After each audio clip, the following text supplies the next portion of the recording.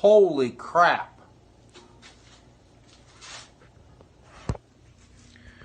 We've got a problem. I'm going to turn around and show you what we found. Now, not everything goes wrong for me every time. And I don't do everything the hard way every time. And I don't choose to make everything real dramatic every time. But part of the point of this whole series, and what I'm shooting here and going to let Brian share with everybody, is how to take care and how to handle obstacles when you run across them. And you know what, with Ford, sometimes you do. Some people cuss them and they say everything's different, nothing fits. And, you know, that's not necessarily the case. That's the case with everything. But it is true with the Fords sometimes. And I have to be careful that everything fits and that things do exactly what I want. And I'm going to show you why and how I found something here. And it's because of an aftermarket part. I had this oil pan. It's a 7.5 quart pan, and I'm going to use it. It's for a Fox body. I had it on a car before, and I noticed that there was a problem with an interference when I ran it before with motor mounts. So that's something we're going to have to be careful of this time.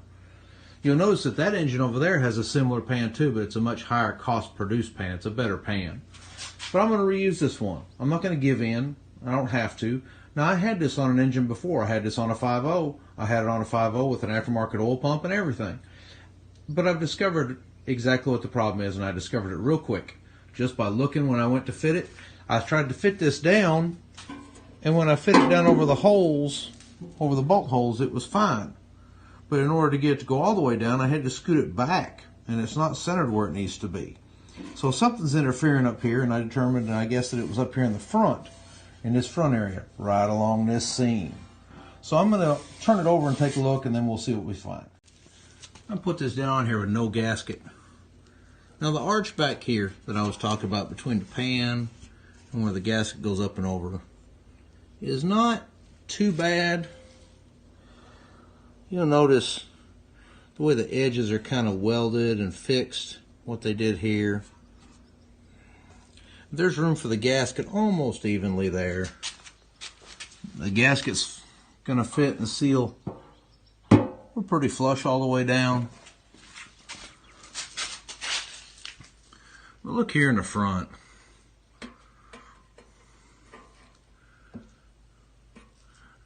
I don't like this in here. And I don't like the way I've had to bend on this, and this isn't fitting real good right here either. I don't like that. If I was really smart, I would throw this pan away and get rid of it and just say that's just money spent on the project, and I put a good pan on it and move on. I have a lot of faith in this sealant that I use called the Right Stuff. You can use it in place of a gasket. You put it on, within a minute it's ready to assemble and torque down. I'm not going to use it on an oil pan without a gasket. I'm not going to use any kind of a pan on here without that gasket I showed. I like that gasket. It's good for the money, and it'll do a good job and to keep me from over crushing and causing problems. Oil pans have always been a problem. The front part, the rear part being circular and matching up has always been a problem on the 5.0 and the 302. I'm going to sit down and see how much it's going to cost me to buy a decent oil pan that I can trust, because I want to drive this car every day. I don't want to work on this car, and I don't want it to leak. I want to be proud of what I did.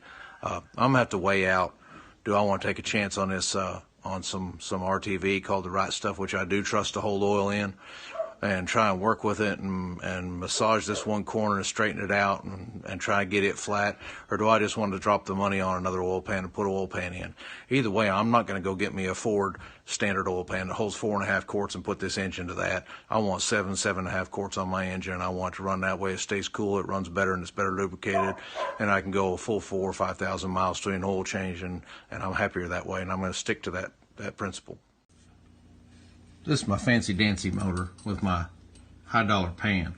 Remember I talked about how this one was machined, and I purchased it because I had trouble with an engine leaking over and over? What I had trouble leaking with was that pan on a 5.0 and a Fox body Mustang. So I bought a more expensive, much nicer made oil pan for a Fox body Mustang, and I put this on it, it didn't leak no more.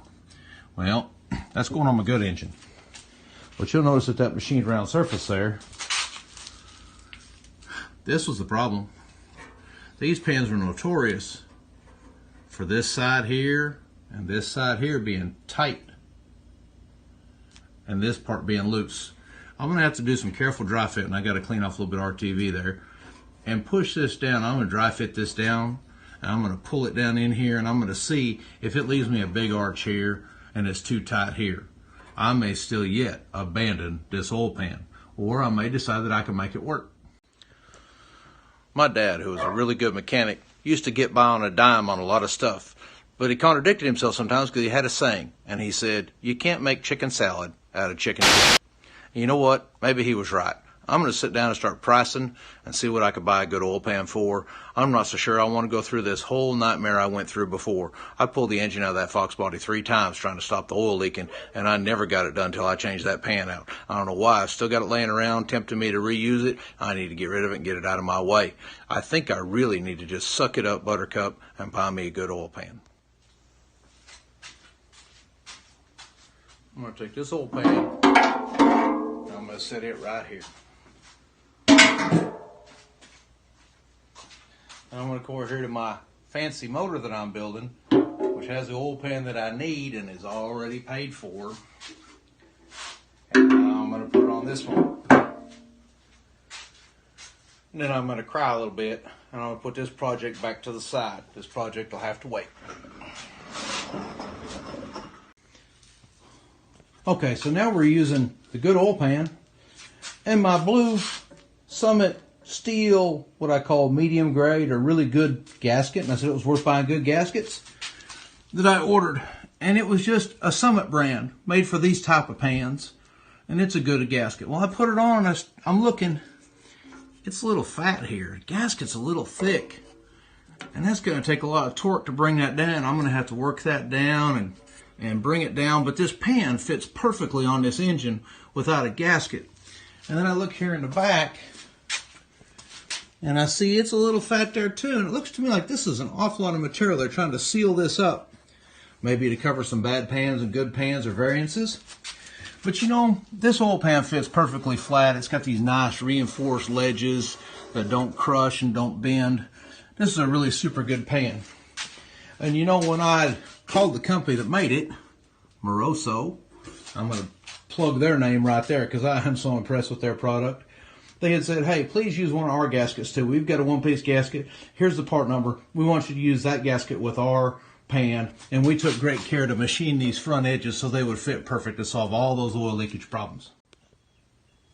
And you know what? They asked me to use their gasket. And it's made just a little bit different. It's metal core, but the rubber's a little thinner and it's made of a different kind of rubber. And look at the way this fits on here. I'm going to set the pan on and see what I find. Man, would you look at that. It's a little closer. It's not all the way down. It's going to have to be torqued down and pulled down. It's a little closer. Look at the back, how much closer it is to fitting nice. So, here we're going to have a moment where I use an old saying that my dad used to say. Eureka! We have found the answer to our problems. We have struck the mother lode, the gold in the mountains. We found what the problem was. This is going to turn out good. I'm going to use a little bit of RTV, that right stuff, in the very corners where they recommend in their instructions with their gasket for their oil pan. And I'm going to meticulously do this. I'm going to use my brush. I'm going to distribute it just right. I don't want it trying to squeeze anywhere and not going anywhere. Just enough RTV to make sure I cover those areas they talk about. And this oil pan with this gasket is going to seal, and I'm not going to have any dang oil leaks. Okay, because this is a budget build, sometimes back here in these corners it's hard to use just anything. And so a lot of people use a machine bolt with an Allen head in it. And you can get in there with then you got to have a socket and a wobble and some expensive tools sometimes. I wanted to show that this could be done just by using hardware bolts. So I got me some new bolts at the hardware store, and I got me some lock washers. I made sure I got the right ones, the right length, and put them in. I've got the gasket on with these 4 guide pins that are supplied with the gasket kit. I'm going to take those out, do the last 4 bolts, and then we're going to be tightened down and good to go. I hope I didn't forget to do anything inside the engine. That would be a holy crap moment. This is a good point. How about keeping a notebook on the bench and marking off things you're doing and make yourself a checklist? There's no shame in that. That'll help keep you remember what you're doing. Then you can say, oh man, did I put in the shaft for the oil pump? Or did I torque that down? Remember the marker checks on stuff to check stuff off as we do them? You can also make a checklist. There is no shame in covering your butt and doing right by that way. Well, those last 4 bolts took me a half an hour. You can't put a wrench or a socket on them in here if you use a regular head, like we did over here. And they're also a bigger size. So I used some machine bolts that were not metric thread. They were standard SAE thread. Make sure you get the right machine bolts. And I even had to cut one and make it shorter to match the length of the other one. I found 2 in my drawer stuff. And in the back I found these with small heads but the right threads, and they take a 12-point socket, a 5/16 socket, but they're the right ones.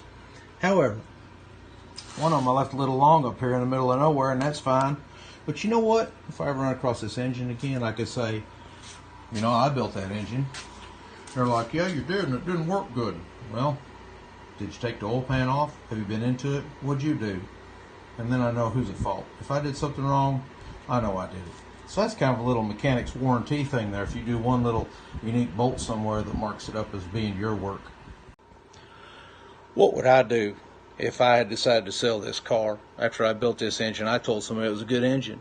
I'm not going to make a guarantee, but I want to stand behind what I do and believe in myself. And if I tell them it's a good engine, then someday down the road, they come back and they're hunting me and running into me in Walmart and cut me with a knife or shoot me with a gun because they didn't get to work on Monday. The car failed them. And when they took it all apart, it was garbage inside, and I'd lied about it. So always try and do the very best you can, especially if you might ever sell it. Getting by is not very good. It's not a good idea. Sometimes it doesn't cost any more to take your time and do a little bit better work. I always, when I sell something, buy something, build something, or help somebody do something, want them to bump into me in Walmart or somewhere else or at Dairy Queen and be glad to see me. There ain't nothing worse than a man with a grudge and nothing to lose, and you not see him coming. Ain't no grave can hold my body down. There ain't no grave can hold my body down. Well, meet me, mother and father. Meet me.